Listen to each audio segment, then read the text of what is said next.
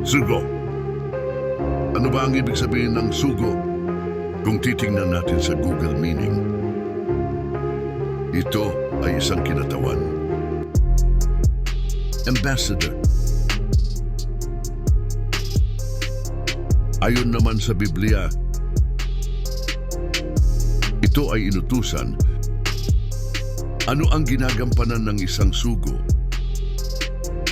Basahin natin sa 2 Timoteo 4:2. 2 Timothy 4:2.